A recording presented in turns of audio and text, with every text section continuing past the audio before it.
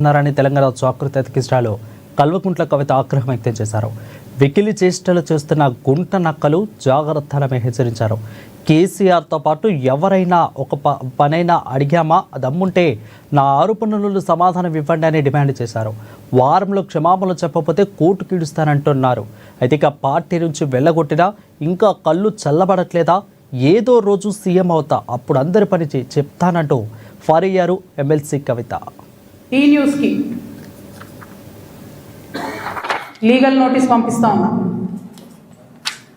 నా భర్త పేరు పెట్టి కృష్ణారావు అనేటటువంటి ఎమ్మెల్యే గారు ఏదైతే ప్రెస్ మీట్ పెట్టినరో, మీరేమన్నా ఆల్తు ఫాల్తు social media channel T news అంటే శాటిలైట్ ఛానల్, మీరు ఒక పార్టీని రిప్రజెంట్ చేసే ఛానల్, కనీసం వెరిఫై చేసుకోరా? ఏది పడితే అది వేసేసుడేనా? వేరే వాళ్ళది వేస్తే వాళ్ళు ఊరుకున్నారేమో, నేను ఊరుకునేదాన్ని కాదు, ముందే చెప్తున్నాను. టీ న్యూస్కి లీగల్ నోటీస్ ఇస్తున్నాం.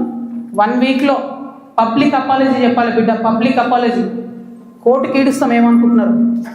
తర్వాత ఏలేటి మహేశ్వర్ రెడ్డి గారు, వీరికి కూడా నోటీస్ ఇస్తున్నాం, లీగల్ నోటీసు. 1 వీక్లో మీరు కూడా తప్పుడు సమాచారాన్ని ప్రజలకు ఇచ్చినందుకు, నా భర్త గారికి నా యొక్క పరపతిని దెబ్బతీసే ప్రయత్నం చేసినందుకు నాకు పబ్లిక్ అపాలజీ చెప్పాలని మహేశ్వర్ రెడ్డి గారిని డిమాండ్ చేస్తూ ఉన్నాను. అట్లానే మాధవర్ కృష్ణారావు గారిని మీరు కూడా 1 వీక్ లోపల అపాలజీ చెప్పాలి, లేకపోతే కోర్టుకి ఈడుస్తాం, కోర్టు నుండి క్షమాపణ చెప్పిస్తాం. ఇది నాకు సంబంధం లేని వ్యక్తులు. నేను జాగృతి జనంబాట కార్యక్రమంలో పోతా ఉంటే తెలంగాణ నుండి మొదటి ఎంపీగా పార్లమెంట్కి పోయినా కొట్లాడుతుంటే మీ పిచ్చిలేసినట్టు గంటలు గంటలు ఒరుతుంటే మీ పార్లమెంట్లో ఎంత ఫైట్ చేసినాం స్టేట్ కోసం. మీరేమో మేము ఆడ ఢిల్లీలో కొట్లాడుతుంటే ఇక్కడ ఏసీ ఆఫీస్లా ఉండి పందికొప్పుల్లాగా కేసీఆర్ గారు నీడనే ఏరి ప్రజల సొమ్ము తిన్నది కాకుండా ఉల్టా నా మీద వెకిలి ప్రయత్నాలు వేస్తే మాత్రం ఒక్కొక్కరిది కాళ్ళు ఇరగొడతా చెప్తున్నాను. నాకు ఇట్లాంటి భాష మాట్లాడడం ఇష్టం ఉండదు. ఇలా మాట్లాడక తప్పని పరిస్థితి అవుతుంది. లేనిపోని అంటగట్టకండి. 10 ఏళ్లలో ఎన్నడూ ఎవరు గవర్నమెంట్లో నా భర్త పేరు వినలేదు. ఇవాళ మీరు ఆయన మీద అలిగేషన్ చేస్తున్నారు. ఆయన ఫోన్ ట్యాప్ చేస్తారు, సిగ్గుండాలి, ఇంటర్లో ఫోన్ ట్యాప్ చేస్తారు, ఇటువంటి వెధవ ప్రచారాలు చేస్తారు. ఇంకా కళ్ళు చల్లబడతలేవా మీకు?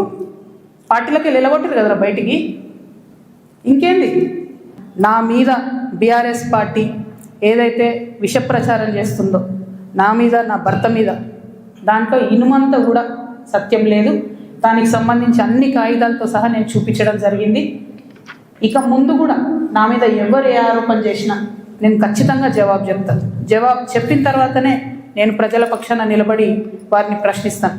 వారు మాత్రం జవాబు చెప్పకుండా వెన్నుపూస చూపించి పారిపోతూ ఉన్నారు. అది కరెక్ట్ పద్ధతి కాదు.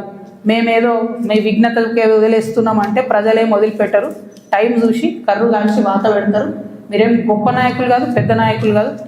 ఎంత పెద్ద నాయకులైనా ప్రజలకు జవాబుదారీ అన్న విషయాన్ని మర్చిపోయి మీరు ప్రవర్తిస్తే మాత్రం ఊరుకునేది లేదు. ఇది తెలంగాణ, ప్రజలు మేలుకుంటారు, ఖచ్చితంగా మాట్లాడతారు. Let time decide. ఎప్పుడన్నా ఎవరైనా ఎంక్వైరీ చేస్తే డిసైడ్ అయితే చూద్దాం. ఏమీ కాకపోతే నాకెప్పుడో ఒకసారి టైం వస్తుందిగా. దేవుడు దయ ఉంటే నేను ముఖ్యమంత్రి అయితే కదా ఒకనాడు. ఆనాడు మాత్రం 2014 నుండి 2014 తెలంగాణ వచ్చినప్పటి నుండి ఇప్పటి వరకు అన్ని అన్యాయాల మీద నేను మాత్రం ఆరాధిస్తాను. ఎందుకంటే ఎవరు వచ్చి బయటకు వచ్చి మాట్లాడినా వాళ్ళని దబాయించాలి, వాళ్ళ మీద ఒక కేసు వేయాలి, వారిని ఏదో అనాలి, బురద చల్లాలి అని అంటే కుదరదు. నేను అట్లా ఊరుకునే వ్యక్తిని కాదు. అయినా సరే నా మీద ఏదో బురద చల్లాలి అంటే ఊరుకోను. భగవంతుడు నాకు అవకాశం ఇచ్చినప్పుడు మాత్రం అన్ని బండారాలు కూడా బయటికి తీస్తాను.